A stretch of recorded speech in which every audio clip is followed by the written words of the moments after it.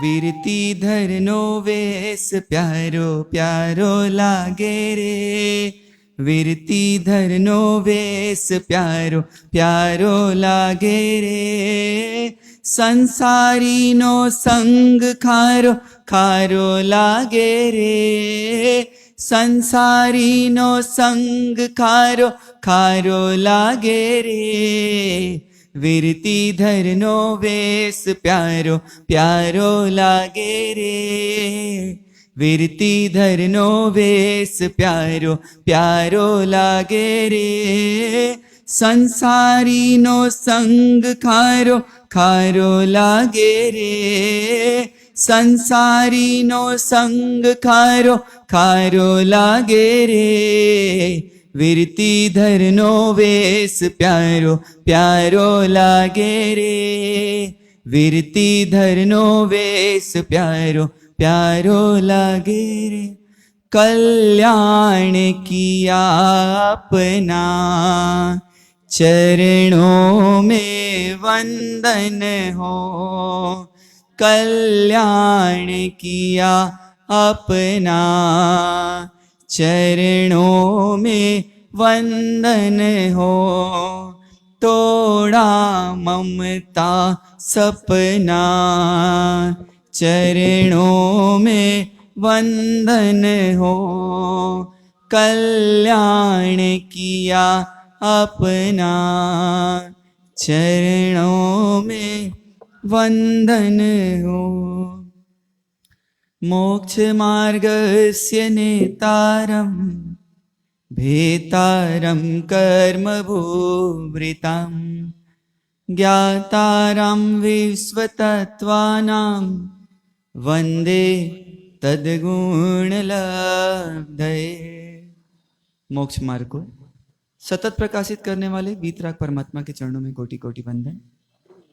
अनंत लब्धि निधान विनय के भंडार गुरु गौतम स्वामी जी महाराज के चरणों में कोटि कोटि वंदन। प्रत्यक्ष प्रभावी चारित्र चूड़ामणि चारदादा साहब के चरणों में कोटि कोटि वंदन। समस्त आचार्य भगवंतों के चरणों में वंदन। शिक्षा दीक्षा दाता पूज्य गुरुदेवों के चरणों में कोटि कोटि वंदन।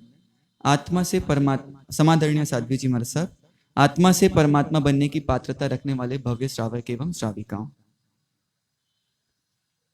पर्व के दिवस बहु साकरे रे, ऐसा कहा जाता है और ऐसा हमें अब प्रतीत भी होने लग गया कि पर्व के दिन जाते जाते अब कितने बज गए, तो ज्यादा गई और थोड़ी बाकी रही है। और ये कुछ संयोग ही कि आज फिर कुछ हमको कैसा मिलने वाला है। आज फिर सूर्य नारायण को बादलों ने आज भी क्या कर रखा है, ढक रखा है। तो आज का दिन हमको संदेश दे रहा है कि जिस प्रकार सूर्य अज्ञान से हमें ज्ञान की ओर लाने का प्रयास करता है, वैसे ही अनेक अनेक जिन शासन के सितारों ने, जिन शासन के रत्नों ने हमें मार्ग देने का प्रयास किया। कैसे? तो ये जिन शासन एक ऐसी व्यवस्था है कि जहां बात जोड़ी में करें तो भी कोई दिक्कत नहीं है। तो भक्त की वैल्यू किससे? भगवान से। और भगवान की वैल्यू किससे? भक्त के। तो जोड़ी किसकी हो गई? भगवान की और भक्त की। आगे और किसकी जोड़ी बनती चली गई? गुरु और शिष्य की। गुरु हैं तो शिष्य हैं, और शिष्य हैं तो आगे और बढ़े। और किसकी जोड़ी है? समझदार व्यक्ति समझ जाते हैं कि गुरु के बिना हमारा मजे से चल सकता है, पर अभी कैसा लगता है कि हमारे बिना इनका चल सकता नहीं है। इसलिए हम क्या बोलते हैं? हम हैं तो आप हो, आप हो तो ये विचार करना है। आज का दिन हमको इतिहास हमारे सामने खोला जाएगा और बताया जाएगा कि अगर ये गुरु नहीं होते तो शायद आज हम भी नहीं होते। आगे चलें, और किसकी जोड़ी? तो क्या साधु और श्रावक की भी जोड़ी है क्या? साधु और श्रावक की भी क्या है?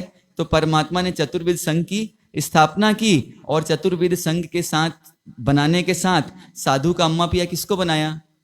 श्रावक को। श्रावक को बनाया है ना। श्रावक मतलब कौन? 12 भूलिया 14 चूकिया, और नहीं जाने धर्म रो नाम, और सारे शहर में ढिंढोरा पीटे श्रावक मारो नाम।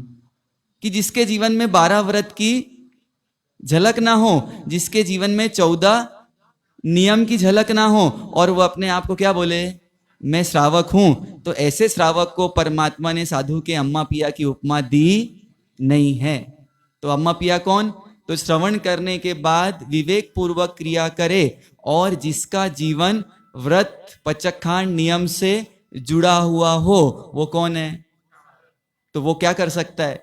श्रावक और साधु की दोनों की क्या बनाई? परमात्मा ने जोड़ी बनाई। और ये ऐसे ही क्या होते गई?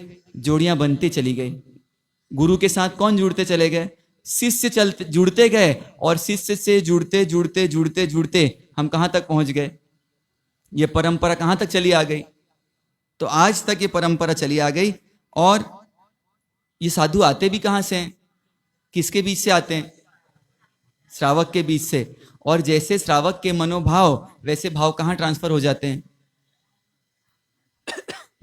अब श्रावक के जीवन में भेल संभेल रहे तो साधु के जीवन के भेल संभेल को निकालना श्रावक के लिए क्या हो जाएगा? अगर कभी दिख भी जाए कुछ तो क्या नहीं कर सकते, क्योंकि मेरे जीवन में भी क्या चल रही है। तो इसलिए परमात्मा ने इतने सूत्रों की, इतनी गाथाओं की, इतनी व्यवस्था दी कि हमारा जीवन कैसे रहे, इन बादलों से घिरा हुआ, ये इन बादलों से मुक्त, इन बादलों से मुक्त जीवन रहे। और कुछ लोग होते हैं कैसे? तो कुछ लोग होते हैं जो इतिहास को याद ही नहीं रखते। कुछ लोग कौन होते हैं कि जो बोलते हैं हमको इतिहास से कोई लेना देना नहीं है, हमारा वर्तमान है और हम इसमें क्या है, प्रसन्न है। पर इतिहास के बिना वर्तमान कैसा है? तो अधूरा है। कुछ लोग इतिहास को सुनना नहीं चाहते, कोई कुछ बताता भी है, समझाता भी है, तो क्या बोलते हैं, इसको सुन के मुझे कुछ लेना देना नहीं है। कुछ लोग इतिहास को सुन भी लेते हैं पर क्या नहीं रखते, याद नहीं रखते। इतिहास को याद क्यों रखना? क्योंकि सज्जन व्यक्ति की पहचान है वह उपकारी के उपकार को कभी भूलता नहीं है। तो हमको क्या बनना है? कृतज्ञ या कृतघ्न? कृतज्ञ व्यक्ति उपकारी के उपकार को कभी भी भूलता नहीं है। तो उपकारी के उपकार को याद रखना है तो कहां जाना पड़ेगा फिर? इतिहास की ओर। और कुछ लोग कैसे होते हैं? कुछ लोग कैसे होते हैं? तो कुछ लोग इतिहास को रचने वाले होते हैं, जो क्या करते हैं, इतिहास की रचना स्वयं करते हैं और उस इतिहास को क्या करते जाते हैं, एक से एक। आप लोगों ने रिले रेस देखी कभी? कैसी होती रिले रेस? एक फ्लैग होता है, एक सर्कल कंप्लीट किया और दूसरा रनर कहां खड़ा रहता है, वो फ्लैग लेता है और वापस क्या करने लग जाता है। तो ये परमात्मा महावीर का शासन कब तक रहेगा? कब तक रहेगा? तो परमात्मा महावीर का शासन, और उसके बाद तो इस धरती पर हो सकता है कि व्यवस्था बदल जाए, पर यह शासन कभी भी कहीं पर क्या नहीं होता, कहीं ना कहीं इसका रूप चलते ही रहता है। तो आप हम सबको ये जिन शासन प्राप्त हुआ, और कुछ देर के लिए आज हम कहां जाएंगे? कहां जाएंगे? अपने भविष्य को उज्जवल बनाना हो तो हम कहां जाएंगे? किसको जानने के लिए? इतिहास को। और उपकारी के उपकार को याद करके उनके प्रति अपनी कृतज्ञता, उनके प्रति अपने अहोभाव और अपना समर्पण भाव प्रस्तुत करने के लिए हम कहां बढ़ेंगे? तो आज की बायोपिक, अभी तक की बायोपिक में सिंगल हीरो थे और आज की बायोपिक में हीरो कितने होंगे? ये मल्टी स्टारर है। अब स्टार बहुत सारे होंगे तो गाड़ी थोड़ी क्या चलेगी? क्या चलेगी? क्या चलेगी? तो गाड़ी थोड़ी सी आज क्या चलने वाली है, क्योंकि कहानियां आपको बहुत सारी पहले से पता है, कुछ रिवाइज ही करेंगे अपन आज फिर, और कुछ उसके बीच का जो सार है और तत्व है उसको समझने का प्रयास करेंगे। वीर प्रभु के ध्यान से पूर्णानंद अपार, विजयवंत वरते सदा जिन शासन जयकार, लब्धिवंत गौतम विभु सहायक हो हितकार, दत्त कुशल गुरुदेव का जग में अति उपकार, इनके चरण सरोज में वंदन बारंबार, हिंदी भाषा में रचूं कल्पसित सूत्र श्रीकार। परमात्मा महावीर के शासन में पर्युषण पर्व आने पर श्री सम के समक्ष कल्प सूत्र की वाचना की जाती है। प्रथम अधिकार में आप हम सब जिन चरित्र का श्रवण कर रहे हैं, और आज हम दूसरे अधिकार इस स्थविरावली में प्रवेश कर रहे हैं। उस समय में परमात्मा महावीर देव की विद्यमानी में प्रभु के 9 गण और 11 गणधर थे। पूर्व में क्या होता था? जितने गण उतने गणधर, पर यहां क्या हुआ? गणधर तो 11 और गण कितने हो गए? तो इसके उत्तर में कहा, प्रश्न किया ऐसा कम ज्यादा क्यों? तब यहां फरमाया कि अकंपित और अचल इन दोनों भाइयों की एक वाचना थी, और इधर मेतार्य और प्रभास इन दोनों की वाचना एक थी। तो कितनी हो गई वाचना? 9। तो गणधर कितने? 11 और वाचना कितनी? 9। श्री महावीर देव के प्रमुख बड़े शिष्य इंद्रभूति अनगार गौतमली 500 साधुओं को, साथ ही गौतम गोत्रावतंसक अग्निभूति, वायुभूति, आर्यव्यक्त, अग्निवैश्यान, धनदेव का पुत्र मंडित, ये यहां तक के 500 श्रमणों को वाचना देते थे। मंडित पुत्र, मौर्य पुत्र और गौतम ये 350 को गाथा देते थे। और इधर अचल भ्राता और अकंपित ये दोनों भाई 300 साधुओं को वाचना देते थे। इस प्रकार सर्व गणधरों का परिवार कितने शिष्यों का हुआ?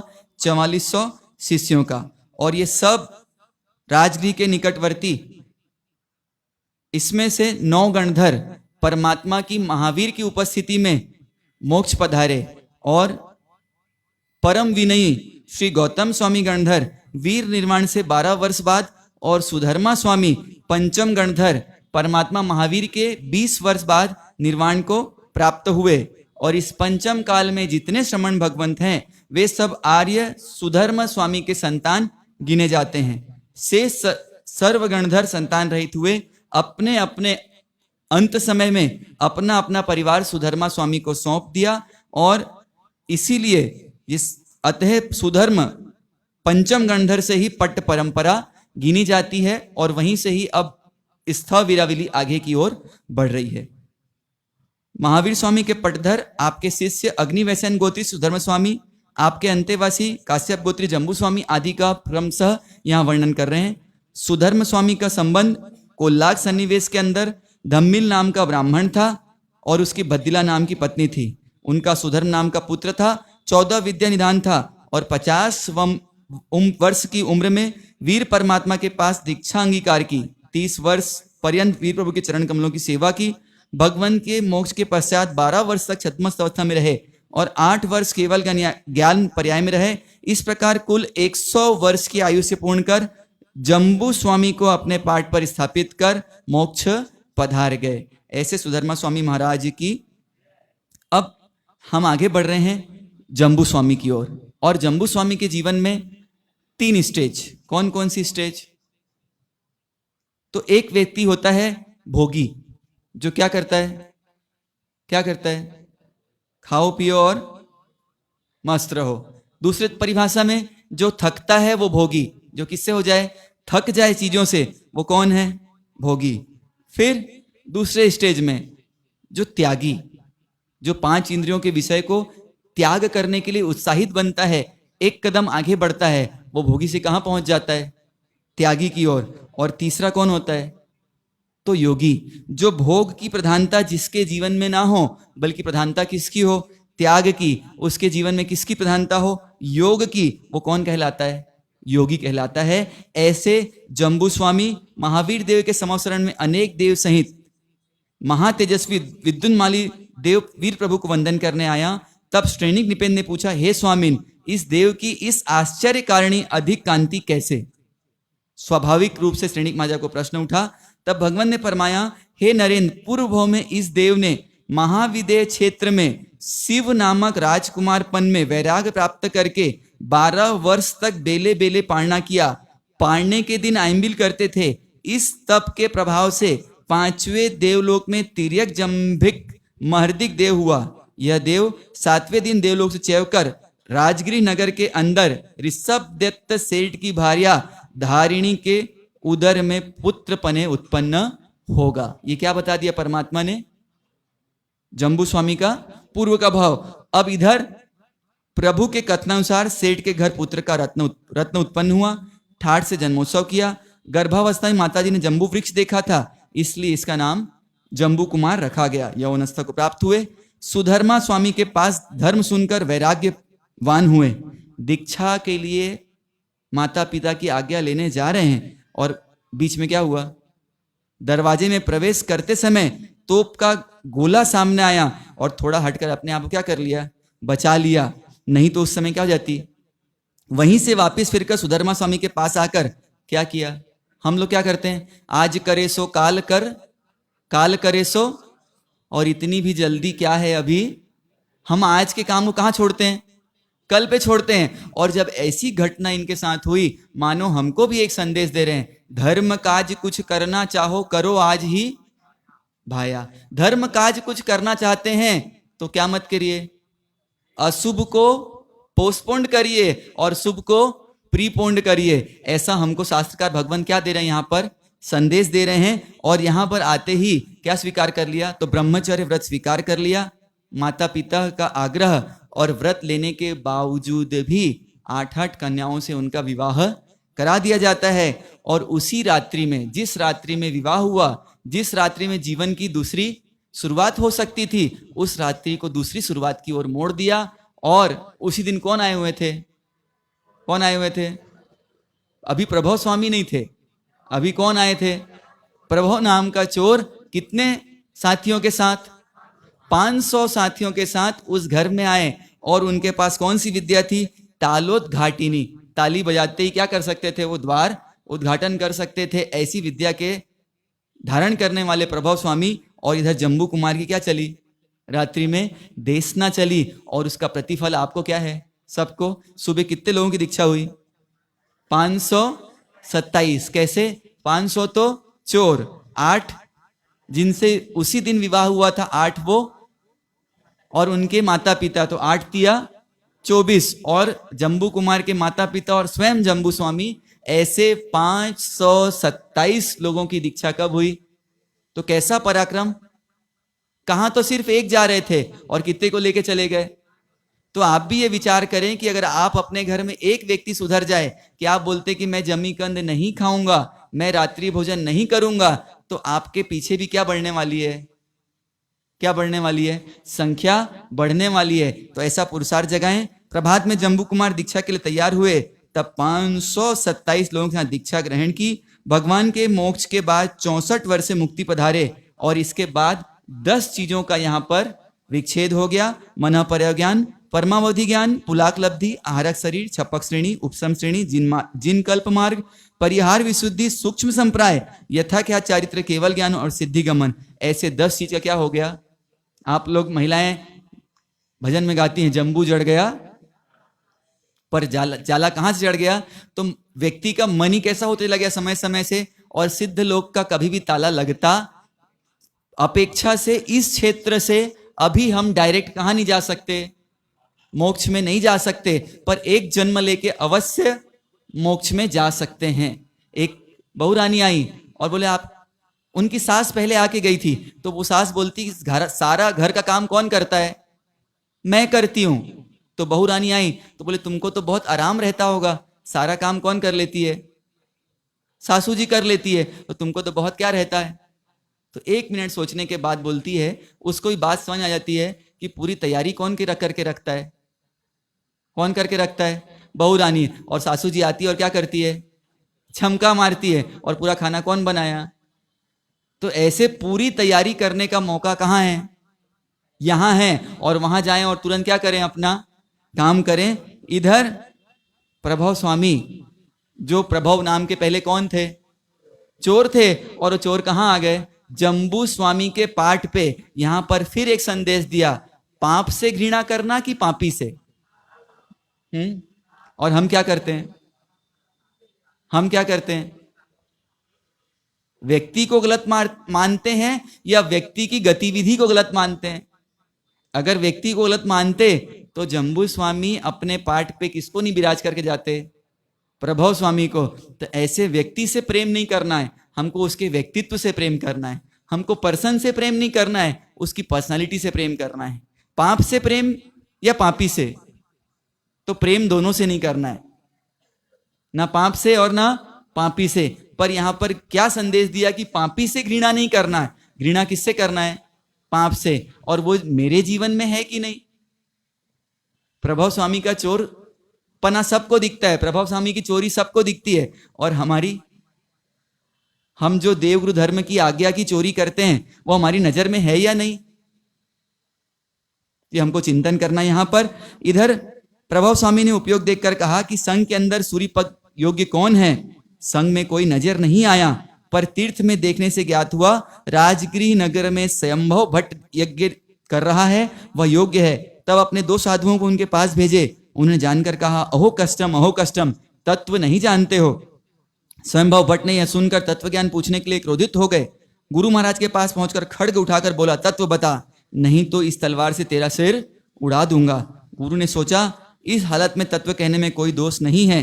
तब कहा, इस यज्ञ स्तंभ के नीचे श्री शांतिनाथ प्रभु की प्रतिमा है और शांति के लिए रखी गई है, और उसी से क्या हो रही है? शांति हो रही है। यह चमत्कृत बात सुनकर भट्ट जी को जैन धर्म में रुचि हो गई। गुरुदेव के पास आकर धर्म सुनकर दीक्षा अंगीकार ली। श्री प्रभव स्वामी 30 वर्ष तक गृहस्थ आश्रम में रहे और 55 वर्ष आयत्र पाला और 85 वर्ष की आयु पूर्ण कर स्वर्ग सिधारे। यहाँ पर फिर एक परिचय दिया कि जड़ से परिचय करना पर जड़ से प्रेम नहीं करना। जड़ से परिचय करना पर उससे क्या नहीं करना? प्रेम नहीं करना। पर हम क्या करते हैं? अभी जड़ से प्रेम करते हैं और जीव को दुखी कर देते हैं। और यहां पर फिर क्या दिया संदेश कि जीव से मात्र परिचय नहीं करना, जीव से क्या करना? प्रेम करना। जीव से परिचय करके उससे क्या करना? प्रेम करना। तो जम्बू स्वामी ने जो प्रभव स्वामी को क्या दिया? प्रेम दिया, और प्रभव स्वामी को कहां पहुंचा दिए? हो सकता है कि ऐसा? तो जैसी करनी वैसी भरनी, ये सब जगह बात होती है। पर ये जिन शासन ऐसी व्यवस्था देता है कि कर्मों की उदीर्णा करके वो प्रभव स्वामी उसी भाव में कहां पधार गए? मोक्ष पधार गए। स्वयंभव सूरी अपनी स्त्री को क्या छोड़ के आए थे? सगर्भा छोड़ के आए थे। पीछे से पुत्र का जन्म हुआ और उसका नाम क्या दिया गया? मनक दिया। ये स्वयंभव सूरी कौन थे? तो आज जिस 10वें कालिक का अध्ययन साधु साध्वी भगवान को भी आवश्यक रूप से किया जाता है, ऐसे 10वें कालिक के रचयिता संभव सूरी एक तो वक्त मनक बच्चों के साथ खेल रहा था और किसी ने बोला ये निबापा है, और एकदम मनक क्या हो गया? दुखी हो गए मनक, और जाके माता से पूछते हैं कि मेरे पिता कौन हैं, और वो सारा वृत्तांत बता देती हैं। और स्वयंभव सूरी के पास जाते हैं मनक, और मनक की भवितव्यता को देखकर स्वयंभव सूरी उन्हें दीक्षित करते हैं, पर एक नियम देते हैं कि तुम मेरे सांसारिक पुत्र हो, इसका उल्लेख किसी से नहीं करना। और उनकी आयु से कम जानकर यहां पर क्या किया? 10वें काली सूत्र की रचना की और इसे 6 मास में मनक मुनि को पूरा पढ़ा दिया। निर्मल चारित्र पालकर मनक मुनि स्वर्ग सिधाए। श्रावक जन अग्नि संस्कार कर गुरु महाराज के पास आए। तब यशोभद्र निकट में बैठे थे। गुरु महाराज जब उपदेश दे रहे थे और क्या बहने लग गया? क्या बहने लग गया? अश्रु। तब यशोभद्र जी ने और संघ ने पूछा कि हे पूज्येश, आपके अनेक साधु स्वर्ग पधारे हैं पर आंख में आंसू कभी नहीं देखता, इस वक्त ऐसा क्यों? तो क्या बोला होगा? गुरुदेव ने कहा यही मोह की विचित्रता है। यह मनक पूर्व में मेरा कौन था? पुत्र था। साधुओं ने कहा कि आपने क्यों नहीं बताया? तो बोलते हैं अगर मैं बता देता तो आप लोग इससे क्या नहीं करवाते? वैयावच नहीं करवाते। और वैयावच को कौन सा गुण बोला है? प्रतिपाती की अप्रतिपाती? तो वैयावच अप्रतिपाती गुण है। वैयावच करने का अवसर जब मिले, जहां मिले, जैसा मिले, क्या कर लेना चाहिए? इंग्लिश में कहावत है ग्रैब द अपॉर्चुनिटी। जब मौका मिले उसे क्या कर लेना चाहिए? तो ऐसे मनक मुनि को क्या कर दिया? गुरु महाराज ने सेवा से वंचित नहीं रह जाए इसलिए किसी का परिचय दिया नहीं। और इधर इसका इनके मन में विचार आया कि 10वें काली को क्या कर देते हैं? भंडार कर देते हैं। पर यहाँ संघ ने विनती की कि इसे रहने दीजिए, आगे यही उपयोगी बनेगा, तब रहने दीजिए। और स्वयंभव सूरी के पट पर कौन आए? यशोभद्र सूरी आए।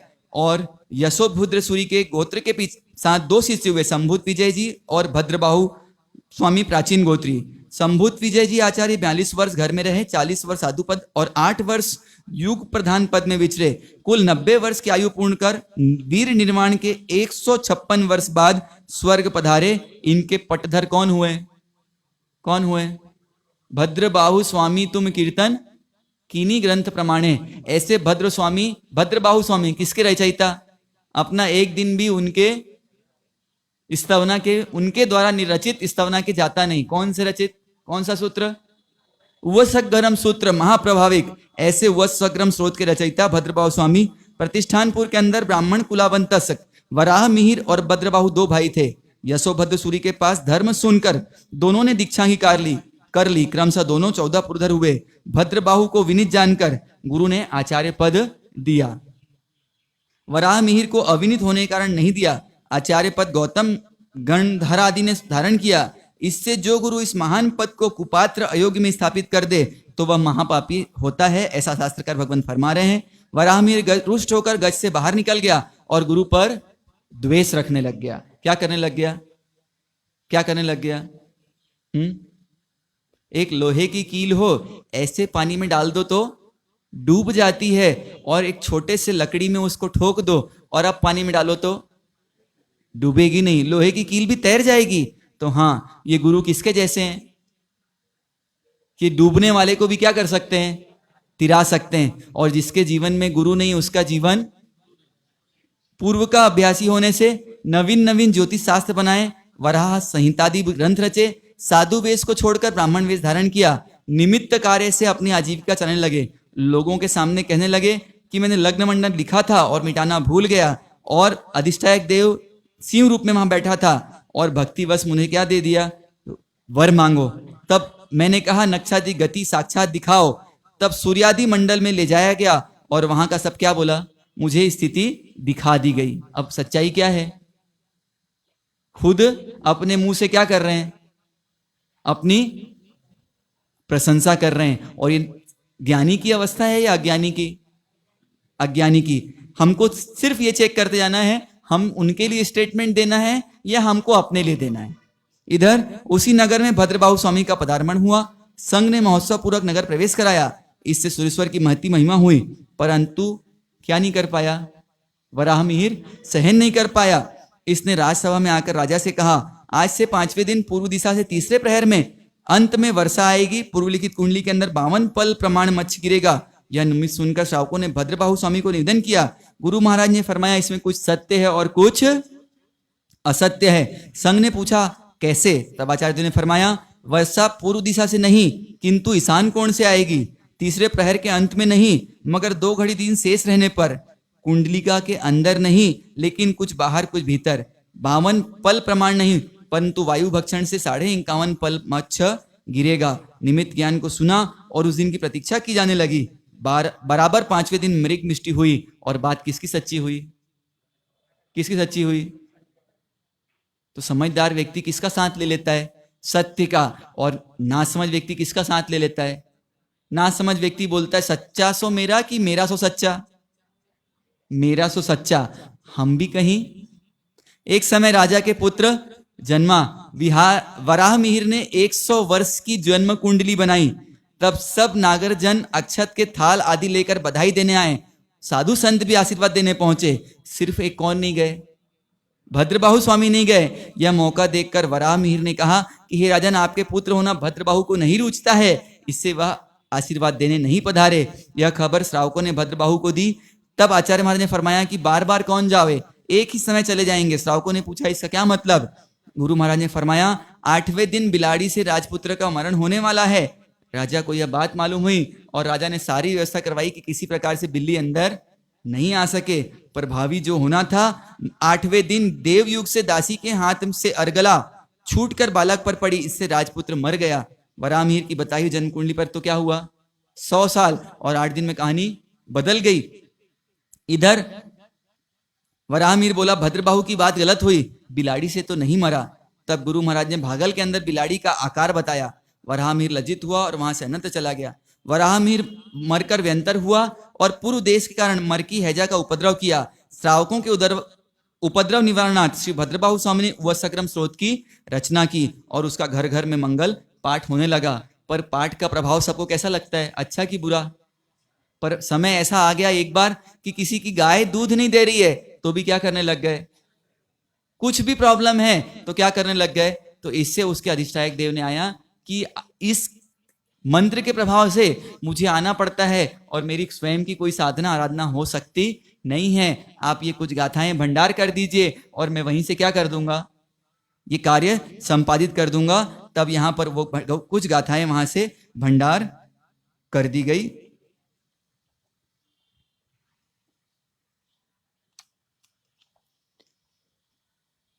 इस वास्ते इसकी अतिशय प्रभावशाली छठी गाथा दूर कर दो, मैं 5 गाथाओं से ही अपने स्थान पर कार्य कर दूंगा। इस तरह भद्रबाहु स्वामी 45 वर्ष गृहवास में रहे, 17 वर्ष मुनि पद में रहे और 14 वर्ष युग प्रधान पद भोग कर 76 वर्ष की आयु से पूर्ण कर वीर निर्वाण से 170 वर्ष से श्री संभूत विजय गौतम गोत्रीय अंतरिक्ष श्री स्थूल भद्र जी को अपना पाठ देकर निर्वाण स्वर्ग पधारे। इधर स्थूली भद्र जी जो कब तक रहेंगे, एक तीर्थंकर का नाम कितनी 24 तक, एक तीर्थंकर का 3 24, अतीत अनागत और वर्तमान। और ये स्थूली भद्र जी एक मुनि होने के बाद भी इनका कितना 84 24 तक जो काम विजेता के तौर पर याद किए जाएंगे, ऐसे स्थूली भद्र जी की हम अभी चर्चा करने जा रहे हैं। और स्थूली भद्र जी के मार्ग में 3 बाधा थी, हर व्यक्ति के नीचे जाने में 3 बाधाएं हैं, एकांत, अंधकार और अनुकूलता। स्थूली भद्र जी के जीवन में किसकी मुख्यता रही, अनुकूलता। समय पलटता गया और क्या हुआ, पाटलिपुत्र के अंदर 9वें नंद राजा का मंत्री सकडाल था और उसकी लाछिल देवी भार्या और स्थूल भद्र सिरियक 2 पुत्र थे। वर रुचि भुट्ट वहां पर 108 नवीन काव्य रोज बनाता, पर मिथ्यात्वी होने की वजह से कौन उसकी तारीफ नहीं करते थे, सकडाल मंत्री तारीफ नहीं करते थे। तो राजा की रानी से संपर्क करते हुए मंत्री से कहलाया और मंत्री के कहने पर राजा उसको क्या करने लग गए, 108 मुद्राएं प्रतिदिन देने लग गए। पर मंत्री को ये विचार आता है ऐसे तो राजकोष पूरा क्या हो जाएगा। तो राजा जी की कितनी पुत्रियां, ये अच्छा आदि 7 पुत्रियां और सबकी योग्यता ऐसी कि पहली को पहली बार सुनने से याद हो जाता, दूसरी को 2 बार सुनने से, तीसरी को 3 बार, 7वीं को 7 बार सुनने से याद हो जाता। और ऐसे राजा जी को बोलते नवीन काव्य है, बोले इसमें कोई नवीन बात नहीं है, मेरी पुत्रियां भी ये सब काव्य सुना सकती हैं। पर इधर इसको लगता था कि मैं तो नया ही बना रहा हूं और 7 इनकी पुत्रियां खड़ी हैं। और वैसा ही होता है, वो एक बार सुनाता है पहली बार में, दूसरी बार में, और वहां पर वरुचि भट्ट दुखी होकर वहां से चला जाता है। और फिर क्या करता है, नदी के अंदर 500 मोहरे रखता है और क्या करने लगता है, बताने लगता है अपनी कि मैंने इसको अपनी शक्ति से बाहर निकाला है। और इसकी भी सच्चाई कौन सामने लेके आते हैं, सकडाल मंत्री सामने लाते हैं। तब वह भट्ट मंत्री पर द्वेष करने लगा और पूरे गांव में यह चर्चा कर दी कि नंद राय का कौन हत्या करने वाला है, सकडाल मंत्री, और स्वयं राज्य पाना चाहता है। यह सच्चाई जब मालूम चली तो अपने पुत्र को बोलते हैं कि जब मैं राज दरबार में जाऊं तो मेरा सर क्या कर देना, अलग कर देना। ऐसे धर्म के प्रति सजग सकडाल मंत्री, धर्म पे आंच नहीं आ जाए, पर क्या कर दिया, अपने सर्वस्व को लुटा दिया, जीवन को लुटा दिया। इनके जीवन जाने के बाद जब सीरियक सच्चाई बताता है ऐसी बात थी तो राजा को खेद होता है और राजा बोलते हैं सीरियक को तुम मंत्री पद संभालो। पर राजा को क्या बोलते हैं, सीरियक क्या नहीं गया था, उस समय के समय में लोभ ज्यादा हावी नहीं था, तो क्या बोलते हैं मेरे बड़े भ्राता कौन है, स्थूली भद्र जी, और मंत्री पद के अधिकारी वो हैं, आप उनको बुला लीजिए। उनको कहां से बुलाते हैं, वो कहां थे, कहां हैं, कोसा वेश्या के यहाँ, और वहां से बुला कर लाते हैं। और राजा जी बोलते हैं मंत्री पद संभालो।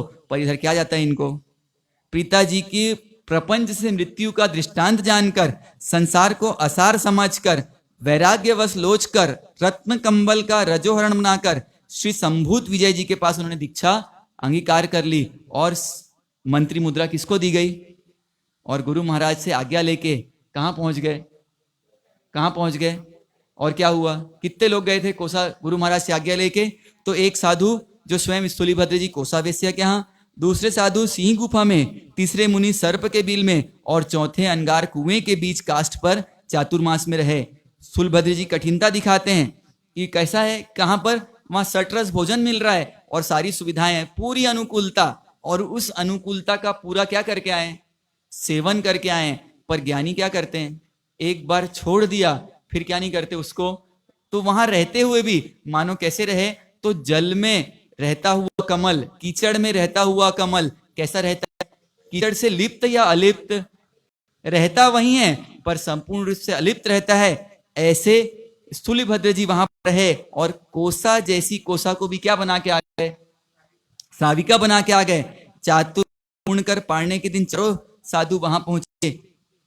3 मुनियों के आने पर गुरु ने क्या कहा, दुष्कर, और चौथे मुनि भगवंत आए तो क्या आ गया, क्या आ गया, दुष्कर। दुष्कर ऐसा फरमाया तो यह सुनकर साधु जीवन में बांटने के लिए नहीं होता, ना कोई धन है, ना कोई दौलत है, ना कोई जमीन है, ना जायदाद है। अगर कोई चीज ग्रसित होती है किसी कारण से तो वो सिर्फ एक ही चीज है, ईर्ष्या।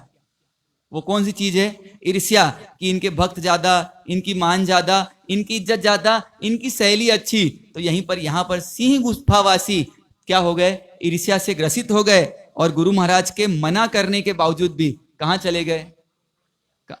जिसका पेट ऑलरेडी खराब हो और उसको बादाम का सीरा खिला दिया जाए, क्या होगा, क्या होगा, सोने में सुहागा, उसकी हालत और क्या हो जाएगी, गरीबी में गीला आटा।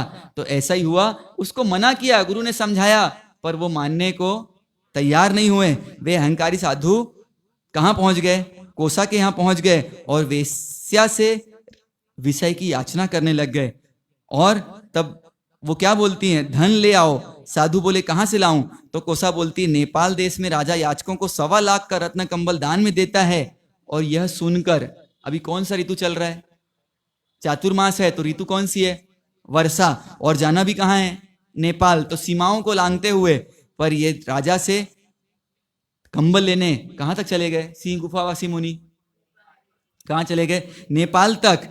और जैसे ही कोसा को लाके दिया, कोसा ने क्या किया, पांव पोंछ के फेंक दिया। और यह मुनि देखकर कहते हैं, अरे मूर्ख, तूने यह क्या किया। तो कोसा क्या बोलती होगी, हीरे जैसी जिंदगानी खो रहा है क्यों, बुरे पाप के बीज भाई बो रहा है क्यों। मानो कोसा श्राविका सिंह गुफावासी को संदेश दे रही है कि तुम अपने हीरे जैसी जिंदगी किसमें खो रहे हो। तो साधु का जीवन किसके जैसा, हीरे के जैसा जीवन, और तुम क्षणिक सुख के लिए क्या कर रहे हो। तो यहाँ एक वेश्या ने, जो पूर्व वेश्या थी, श्राविका बन चुकी, सिंह गुफावासी को वापस मार्ग में लाया। और क्या बोलते, तुमने मेरे तुच्छ भोग के लिए अपने अनंत मूल्यवान चारित्र को दाव पे लगाने डाल दिया। साधु को भान भूल गए और साधु को वापस भान प्राप्त हुआ, बोध को प्राप्त हुआ। और गुरु के महाराज के पास जाके वापस क्या किया, क्या किया, पश्चाताप किया। एक बार एक व्यक्ति आया कोसा के पास और एक बाण से क्या किया, दूसरा बाण, दूसरा, तीसरा, चौथा, और आम की श्रेणी लाके किसको दे दिया, कोसा को। तो कोसा ने क्या किया, सरसों का ढेर किया, उस पर सुइयां रखी और सुई के ऊपर पुष्प रखे और उस पर क्या करने लग गई, नृत्य करने लग गई। तब वो कोसा वहां पर बोलती है, हे रत्कार, न तो तेरा अम्रगुच्छक तोड़ना दुष्कर है, न मेरा सरसों पर नाचना दुष्कर है, किंतु दुष्कर तो उन महानुभाव स्थूलिभद्र स्वामी का है जिसका अखंड पालन मेरी चित्रशाला में रहकर भी बरकरार रहा। और ये सुनकर क्या लेकर ली, इतना सुनने मात्र से रथकार ने दीक्षा अंगीकार कर ली। कैसी स्थिति रही होगी उस समय के भाव जगत की। हमको चिंतन करना है कि स्थूलिभद्र से मिले भी नहीं है, सिर्फ क्या सुना है, उनके बारे में सुना और क्या ग्रहण कर लिया, क्या ग्रहण कर लिया, दीक्षा अंगीकार कर लिया। एक समय 12 काली के दुर्भिक्ष के अंत में पाटलिपुत्र में साधु से एकत्रित हुए। पाठ नहीं करने से कितने ही साधु 11 अंग भूल गए और तब संघ ने मिलकर दृष्टिपात्र पढ़ाने के लिए भद्रबाहु स्वामी को बुलाने 2 साधु भेजे। उनके आमंत्रण करने पर स्वामी जी ने फरमाया कि मैंने इस समय महाप्राणायाम पर आरंभ किया है, इससे मेरा आना नहीं हो सकेगा। मुनियों ने आकर संघ को कहा, फिर संघ ने कहलाया कि संघ का आदेश न माने तो क्या दंड आता है। तो भद्र स्वामी ने फरमाया कि संघ की आज्ञा न कर मानने वाले को गज से बाहर कर दिया जाता है। तो बोले मैं नहीं आ सकता, पर क्या कर दीजिए, उनको भेज दीजिए यहाँ पर। और इधर किसको भेजा गया, स्थूलिभद्र मुनि को भेजा गया। और स्थूलिभद्र जी यहाँ वासना ले रहे हैं, और एक बार उनकी बहनें उनके दर्शन करने आई और उनको बोलते हैं स्थूलिभद्र जी इस गुफा में हैं। और वहां जाती हैं बहनें दर्शन करने, तो कौन मिलते हैं वहां, स्थूलिभद्र जी नहीं मिलते। और कौन मिलते हैं, कौतूहल वश स्थूलिभद्र जी किसका वेश बना चुके होते हैं, सिंह का। और वापस आके बहनें बोलती हैं, तो भद्रबाहु जी समझ जाते हैं कि स्थूलिभद्र जी को अब क्या नहीं हो सकता, क्या नहीं हो सकता। और तो बोलते हैं कि गुरु महाराज बोलते हैं कि अयोग्य हैं, अब तुझे वाचना नहीं दी जाएगी, तथापि संघ के आग्रह से दूसरों को वाचना मत देना, ऐसा नियम कराकर आगे के 4 पूर्व मूल से पढ़ाए, परंतु अर्थ से नहीं पढ़ाए। स्थूलिभद्र जी के 2 शिष्य हुए, आर्य महागिरी, आर्य सुहस्ती। और ये आर्य सुहस्ती कौन है, तो ये आर्य सुहस्ती वो ही हैं जिनके पास एक अति लंबे समय से क्षुधा से पीड़ित व्यक्ति आया और सिर्फ आहार की प्राप्ति के लिए क्या ग्रहण किया, संयम ग्रहण किया। और अति मात्रा में आहार करने से उनको क्या पैदा हो गया, शरीर में रोग पैदा हो गया। और उसी दिन काल को प्राप्त हुए, पर धर्म के प्रति अहोभाव ने उनको कहां पहुंचा दिया, संप्रति महाराजा बना दिया। और ये वही संप्रति महाराजा हुए जिन्होंने 1.25 लाख नवीन जिन मंदिर बनाए, 1.25 करोड़ प्रतिमा स्थापित की, 13,000 जीर्णोद्धार कराए, 65,000 धातु की प्रतिमा बनवाई, 100 दानशालाएं बनवाई। इस प्रकार मंदिरों से 3 खंडों को सुशोभित हुआ। ऐसे सुहस्ती सूरी संप्रति महाराजा को प्रभावित करने हुए। सुहस्ती सूरी के 2 शिष्य हुए, कौटिक और काकंदित। सुहस्ती सूरी के बाद फिर उनके पाठ परंपरा में कौटिक और काकंदक व्याघ्रपत्न गोत्र वाले शिष्य कौशिक हुए। सिंहगिरी वज्रस्वामी, और वज्रस्वामी सिंहगिरी कौन थे, तो वज्रस्वामी सिंह गुरु के पास सुनंदा का भाई अर्यस्वमित और भरतार धनगिरी ने दीक्षा ली। और धनगिरी जब दीक्षा आए तो सुनंदा गर्भवती थी। इधर इनके आने के बाद पुत्र प्रतिदिन क्या करने लग गए, विलाप करने लग गए। और इधर जब धनगिरी भिक्षा में जा रहे हैं तो सुहस्तु सिंहगिरी फरमाते हैं कि आज सचित या अचित जो भी भिक्षा मिले आप ग्रहण कर लेना। और जब जाते हैं तो वहां पर पूर्व का संबंध सामने आ जाता है और बोलती आपने तो दीक्षा ले ली, पर आपका पुत्र मुझे क्या करता है, परेशान करता है, इसे भी क्या कर लो। और वज्र स्वामी को उस समय क्या कर दिया जाता है, उसके झोली में बैरा देती है और बोलती है कि इस बालक को आज बैरा रही हो, पर जब बड़ा हो जाए तब मांगने तो नहीं आओगी। तो बोलती नहीं आऊंगी, पर समय परिवर्तित होता है। वज्र स्वामी को साध्वी जी के उपाश्रय में श्राविकाओं की निश्रा में रख दिया जाता है और झूले में झूलते झूलते ही क्या कर लेते हैं, 11 अंग ग्रहण कर लेते हैं। जब 3 साल के होते हैं, सुंदर दिखने लगते हैं, तो माता को वापस इच्छा होती है कि मैं क्या करूं, इस बालक को वापस ले आऊं। गुरु महाराज बोलते हैं कि अब तुम इनको ले जा सकती। राजा के दरबार में विवाद पहुंच जाता है। एक तरफ माता अपने खेल खिलौने के साधन और एक तरफ गुरु महाराज के पास देने के लिए क्या होता है, आप लोग बोले गुरु जी हमारो अंतरनाथ, तो हमारे पास देने के लिए आशीर्वाद एक ही रहता है।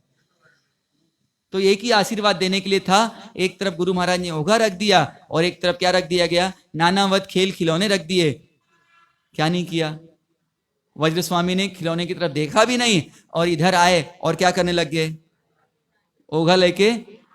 और तभी से दीक्षा के पश्चात, दीक्षा के पूर्व जब ओघा दिया जाता है तो उस ओघे की प्राप्ति के खुशी में जो दीक्षा जीवन में प्रवेश होने वाले हैं, उस हर्ष की अभिव्यक्ति के लिए वह गुरु समक्ष अपनी भावना व्यक्त करते हैं। इधर वज्र स्वामी की दीक्षा हुई और वज्र स्वामी आगे चलते चलते कहां पहुंच गए, कहां पहुंच गए, पाटलिपुर में पहुंच गए और राजा के सामने देशना दी और सामान्य रूप बना लिया कि मेरे से लोगों को क्षोभ ना हो। गुरु ने साधुओं के मुख से कहा, सहस्त्रदल स्वर्ण कमल पर बैठकर स्वाभाविक रूप से देशना दी और वज्र स्वामी ने प्रतिबोध देकर दीक्षा दी। इस प्रकार आचारांग सूत्र के महापरिज्ञा नामक अध्ययन के मनुष्य पर्वत तक जा सके, ऐसी आकाशगामिनी और पदानुसारी लब्धि उद्गृत की। उत्तर दिशा में दुर्भिक्ष पड़ने पर श्री संघ को पाठ पर स्थापन कर आकाश में उड़ गए। लोच करके सैयतर वाला बोला, मैं भी आपका सधर्मी हूं, तब उसको भी पट पर बैठाया। आकाश मार्ग से चलने लगे और आगे बढ़ते बढ़ते लोगों की प्रेरणा से समय ऐसा आया कि पुष्पों की कमी हो गई। तो क्या करने लगे, पुष्प व्यवस्था के लिए स्वयं ने यहाँ पर महेश्वरपुरी के उतासन नामक देव से आकर पुष्पों की व्यवस्था की। एक बार वज्र स्वामी को कफ हो गया और मुनि जी को गोचरी में सौंठ लेकर आने को कहा और सौंठ कहाँ रख ली गुरु महाराज ने, कान के ऊपर। और क्या हुआ, काल का प्रभाव, और शाम को वो सोंठ वापरना भूल गए। जब शाम को परिलेहन किया और कानों की प्रमार्जना की, तब सोंठ देखा। तब उनके मन में विचार आया, मुझ 10 पुरधर की यह कैसी गफलत, अब मेरी आयु कम है, अतः अनशन करूंगा। 12 वर्ष दुर्भिक्ष का समय आया। शिष्ट वज्रसेन को फरमाया, तुम सोपारक पट्टन में जाओ, तुमको सुभिक्ष होने पर पूछे तो कहना 1 लाख द्रव्य में 1 हांडी बनेगा, उसके दूसरे दिन ही सुकाल हो जाएगा। इधर वैराग्यवन 25 साधुओं को लेकर अनशन के लिए पर्वत पर चढ़े। बहुत मना करने पर क्षुल्लक साधु नहीं माने, उन्होंने नीचे ही गुरु मना किया। गुरु महाराज कहने पर वह क्षुल्लक मुनि अनशन नहीं होगा, इसलिए सबके अनशन हो गया, और गुरु महाराज को अप्रीति ना हो ऐसा ख्याल करके पर्वत के नीचे तपशिला पर लेट गए, और कोमल शरीर होने से शीघ्र उनको भी शुभ ध्यान पाते पाते उनका अनशन पक गया और स्वर्ग में सिधार गए। इधर वज्र स्वामी के पीछे 10वां पूर्व और चौथा अर्धनारद संज्ञान का भी विच्छेद हो गया। वज्रसेन सोपारक पट्टन में पधारे। जिनदत्त श्रावक और उनकी भार्या, किसमें कौन सा समय चल रहा है, दुर्भिक्ष का, और जैसा गुरु महाराज ने कहा था 1 लाख द्रव्य में 1 हांडी खाना बने, उसके दिन दुर्भिक्ष खत्म हो जाएगा। और इधर ये श्राविका विचार कर रही कि अनाज मिलता नहीं है, और ये थोड़ा अनाज मिला है, उससे मैं क्या कर लूंगी, अपने पुत्र को खिला के और अपने जीवन को अंत कर लूंगी। गुरु महाराज ने पूछा, तब बताती हैं, और गुरु महाराज बोलते हैं कि 1 लाख द्रव्य से खरीदा हुआ है, और हमारे गुरु महाराज ने फरमाया है, और वैसा ही हुआ कि ठीक दूसरे दिन 12 पहर में तूफानी वायु से दूर किनारे पर रही युगमंदी जहाज आई, और उससे सर्वत्र सुभिक्ष हो गया। इधर स्थविरली का वर्णन करते हैं। यशोभद्र सूरी से किसते स्थविर गण हुए, कितने गल हुए। यशोभद्र सूरी के 2 शिष्य हुए, भद्रव सौम्य संबित विजय जी। भद्र स्वामी के 4 शिष्य हुए, गोदास, अग्निदत्त, यज्ञदत्त, सोमदत्त। इस तरह कुल 7 स्थविर हुए। अब इधर आगे बढ़ते बढ़ते कौन से आगे, तो तैरासिक मत निकला, और यहां पर जीव अजीव की क्या की, 3 प्रकार की व्याख्या कर दी, जीव, अजीव और नो जीव। रोहगुप्त नामक शिष्य ने तब रोहगुप्त को शिष्य गुरु महाराज ने क्षमा याचना करने कहा कि जीव 2 ही वादी ने जीव अजीव 2 राशि की स्थापना की, रोहगुप्त ने 3 कर दी। तो गुरु महाराज ने संघ के समक्ष क्षमा याचना करने को कहा, पर वो मानता नहीं है, उसे संघ से बाहर किया, और रोहगुप्त को गुरु महाराज ने जीता और उसके मस्तक पर राख निकल कर उसे बाहर किया। रोहगुप्त ने यहाँ पर तैरासिक मत प्रारंभ किया। रोहगुप्त से स्थविर उद्दीन नाम का गण निकला, 3 गण हुए, 4 शाखाएं निकली। और इधर आगे बढ़ते बढ़ते हमारी कथा के नायक आगे बढ़ते बढ़ते भद्रयश स्थविर से उडावी नाम का गण निकला। इस गण से 4 शाखाएं निकली, चंपीजिया, भद्दिजिया, काकंदिया, मेहलिजिया। इससे 3 गण उत्पन्न हुए। ऋषिगुप्त स्थविर से मानव नाम का गोत्र गण निकला, इसके 4 शाखाएं निकली, कास्विज्जा, गोयमिज्जा, वासरिज्जा, सोरठिया।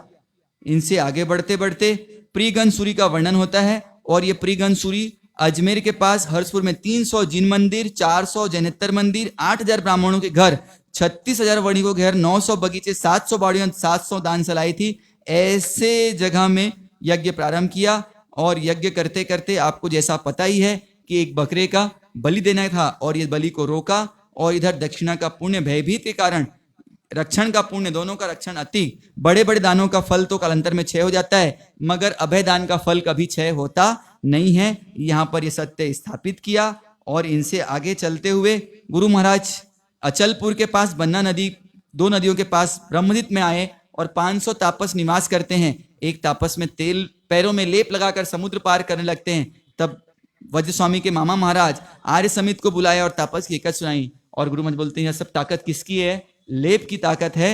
और उस लेप को हटा के जब चलाया गया तो वो चल नहीं पाए। वज्र स्वामी के 3 शिष्य हुए, वज्रसेन सूरी, पद्मसूरी, आर्य रक्षित सूरी, स्थविर।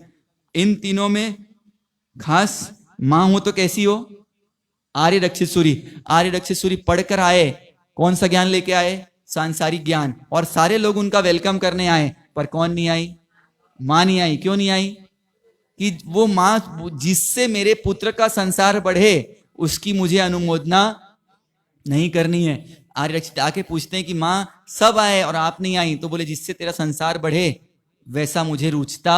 तो बोले क्या करूं मैं, तो कहां जाओ, कहां जाओ।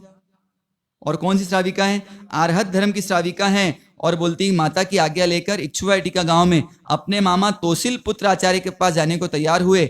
मित्र में ब्राह्मण मिले, उसके पास हाथ में 9.5 हाथ गन्ने सेलेड़ी का देखकर शकुन विचारा कि 9.5 पुरु तक पढ़ पाऊंगा और ये साठे मेरी माता को दे देना। पुत्र हो तो कैसा हो, आर्य रक्षित जैसा। पर माता किसकी जैसी हो, किसकी जैसी हो? आर्य रक्षित की माता सोमा ब्राह्मण जैसी हो। कि उन्होंने कहाँ भेजा? अपने माता पिता को बोध देने की इच्छा से गुरु महाराज को पूछा 10वां पुरु कब कितना बाकी है? तब पूज्य श्री ने फरमाया कि बिंदु मात्र पढ़ा है और समुद्र जितना अभी बाकी है। आर्य रक्षित का उत्साह भंग हो गया, पढ़ने तो लगे पर दिल नहीं लगता था। इधर आर्य रक्षित फल्गु रक्षित मुनि के साथ दसपुर नगर में पधारे। राजा ने प्रवेश उत्सव कराया, माता पिता को दीक्षा दी। इधर पिता ने भी दीक्षा ली और क्या धारण करने लग गए?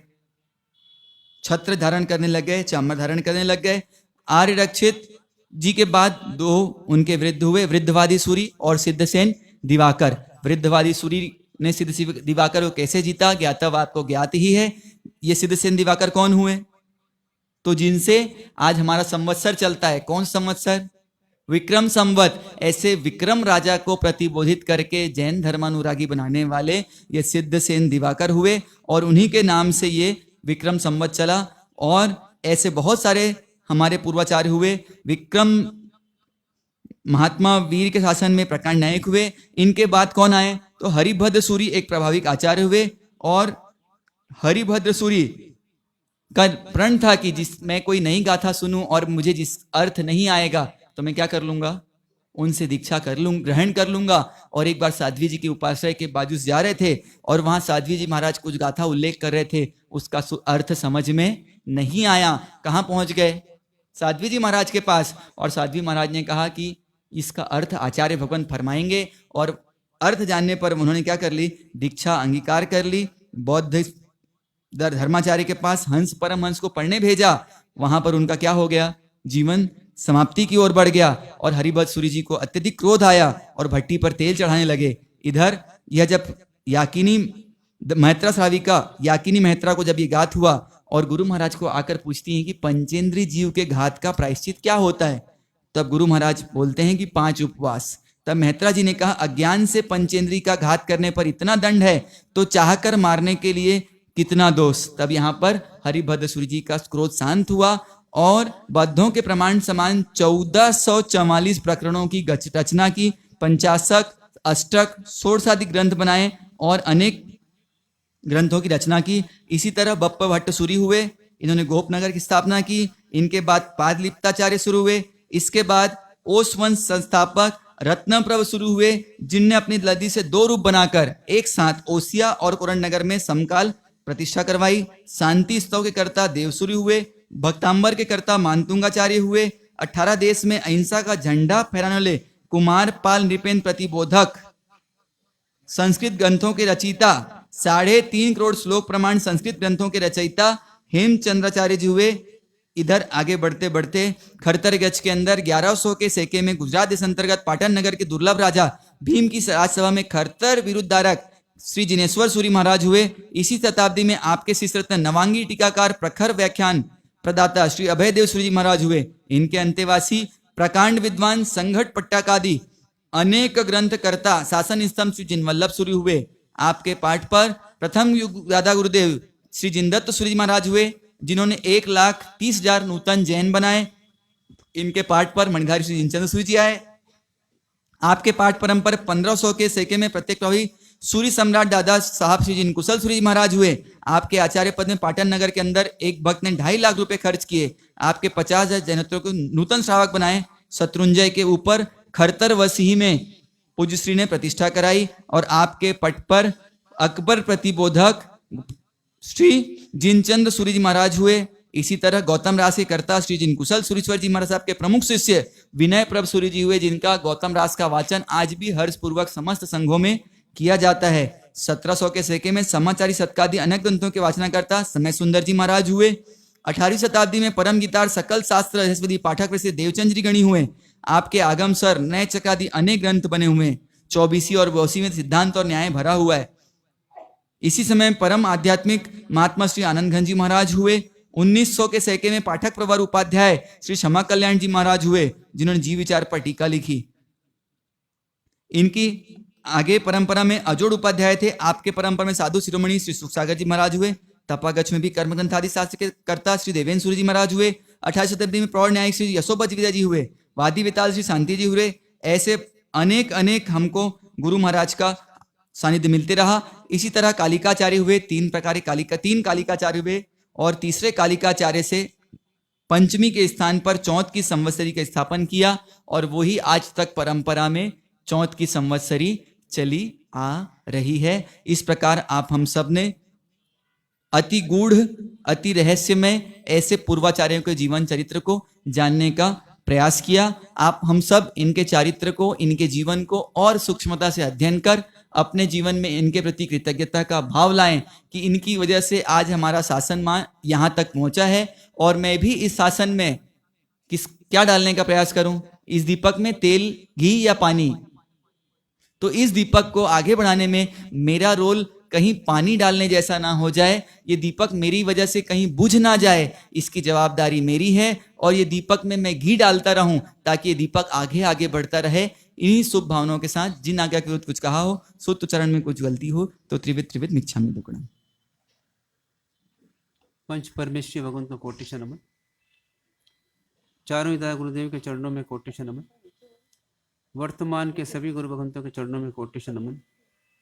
यहाँ विराजित साथी साधु महाराज, आदरणीय साधु जी महाराज, सभी भव्य श्रावक एवं श्राविका,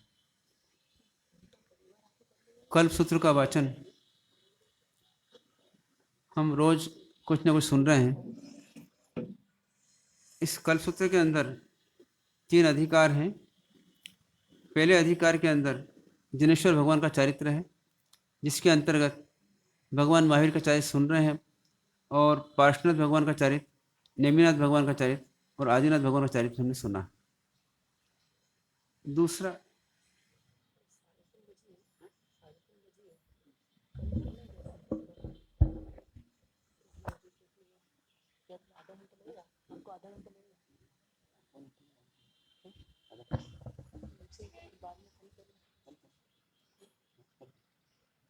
कल कर लेते हैं क्या?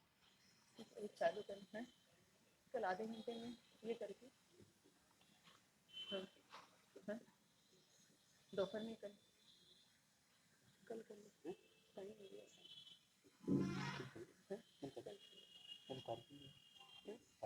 उससे आधा घंटा निकाल लेंगे।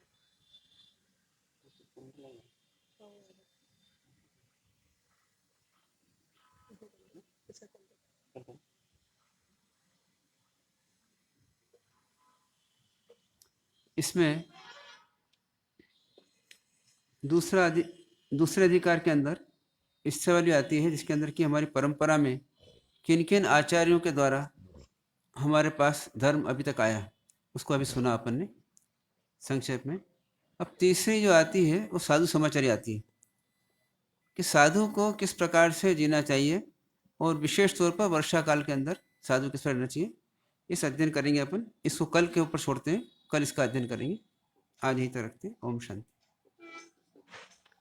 आज तपस्वियों की अनुमोदना के निमित्त नीचे शासन माता के गीतों का कार्यक्रम है, और शाम को भक्ति में विशेष रूप से जम्बू स्वामी के कथानक को लेकर के, कि उनके जैसे आज अपने सुना उसी के अनुरूप उन्होंने संयम जीवन अंगीकार किया, वहाँ तक का बनाव कैसे बना, उसके ऊपर भी एक संक्षिप्त नाटिका नीचे रहेगी 8 बजे।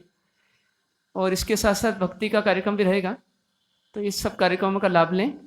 और कल दोपहर में संयमियों के तपस्वियों के पुनः अनुमोदनार्थ, मासक श्रमण तपस्वियों के सभी अनुमोदनार्थ और 28 आदि के भी, तो उसके लिए भी कल एक कार्यक्रम रहेगा, जिसमें प्रवचन रहेगा ही, समाचारी भी हम सुनेंगे उसमें। इसके अलावा प्रवचन भी रहेगा, भक्ति भी रहेगी और गीत भी रहेंगे।